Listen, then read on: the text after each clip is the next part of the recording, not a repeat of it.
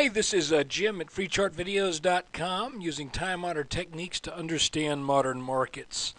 I'm a little late with this video. We got some good friends we spent the day with today, going to movies, brunch, dinner. It's an annual event, and so anyway, I'm getting this done here. It's almost 9 o'clock in the evening, Eastern Daylight Time. Or excuse me, Eastern Standard Time, and we're going to look at the S&P 500. This video is for educational purposes only. Don't use it as your only form of investment advice.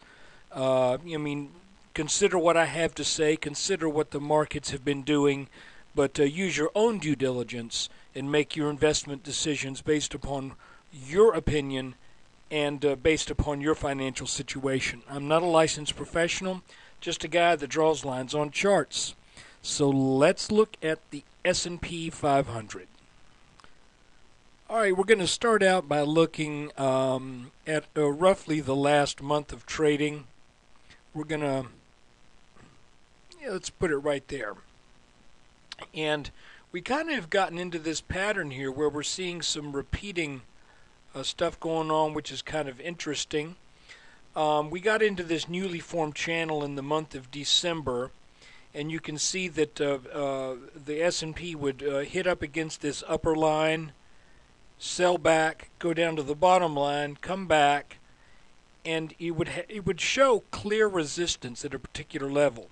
Then that would break out, and it would go up to that top line again, sell back down, come back, sell down, come back. And you could see again, there was a new level of resistance that would then break. Then it would go up again. Sell back down. Go up. Come back down. And folks, what I'm trying to show you is we've got this area of resistance. We've got this area of resistance. And now we've got a new area of resistance. Now, there's some subtle things going on that are different now, however, and you need to be aware of these. You can see that we've when we move up to this top line, we've done so in fairly well-defined channels, even within this channel. The first move was very strong. It was moving up at a good ascent, and then it sold back down on a pretty steep decline. Then it moved up on not such a steep ascent and then sold back down on not such a steep decline. This last ascent has taken more days, and it has been at a more relaxed, a less aggressive move, and the reaction off of that move has likewise been less aggressive. Now, if we draw our trend line along the bottom here from this little dip to this dip, you can see that it's almost like there's being a photographer and having studied light, there's a theory of light, and it basically says that when you're dealing with a reflective surface, the angle of reflection is equal to the angle of incidence. So what that means is if light strikes a mirror coming in at a 45-degree angle, it bounces at a 45-degree angle. If it comes in at a 40-degree angle, it bounces at a 40-degree angle. If it comes in, and you can see that these are almost mirror images, if that's making sense. The reactive move is going down at the same angle, only down, as it was in the upwards move. So I think that's really, really interesting. So where do we stand right now? Well, it looks to me like if we move in here on a 5-minute chart and we just look at the past few days, this line is a little bit averaged out because these peaks don't totally line up. But if we average it out, it appears that we've got resistance at roughly 1259 and change. For the sake of argument, I think we can call it 1260. And why I'm going to call it that is, if we can get over 1260 with conviction, then if, again, looking at this kind of inverse head and shoulders, which looks like it may be another consolidation in the works here, if this breaks over 1260, then it looks like we're going to 1266 and change, 1267. Eventually, just like the channel that we looked at for 9 weeks since early October, eventually this channel is going to bust, and it's not going to go up anymore.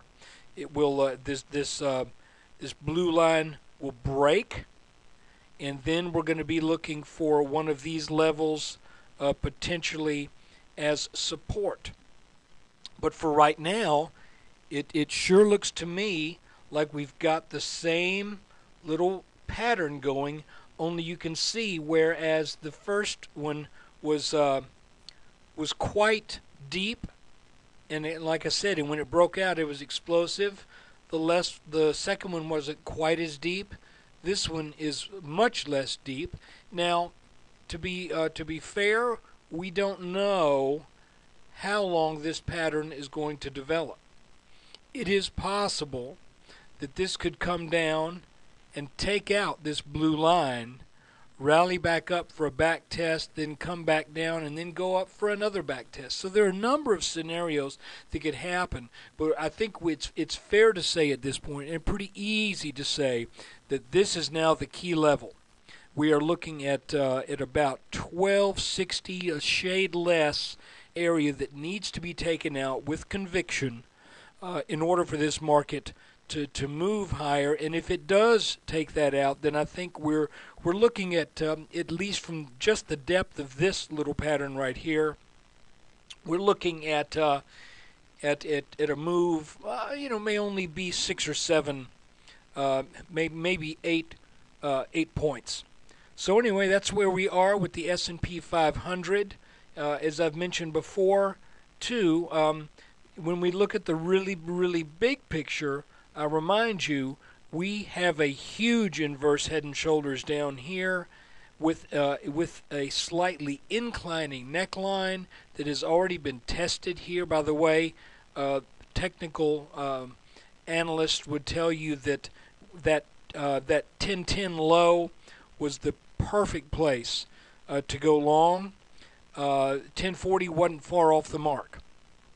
But anyway, make a long story short, I believe this market is poised for more gains.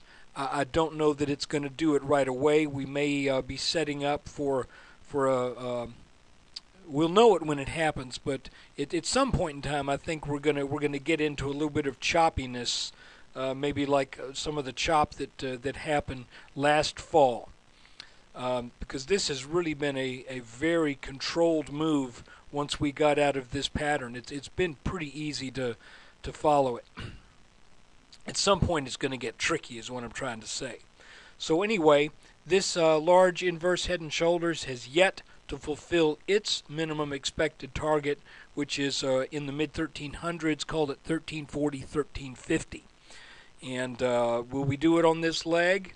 Well, I mean, I guess anything's possible. I'm not necessarily counting on it, however. So there's your update. When you get a chance, I'd appreciate it if you could come by and spend a little time at freechartvideos.com.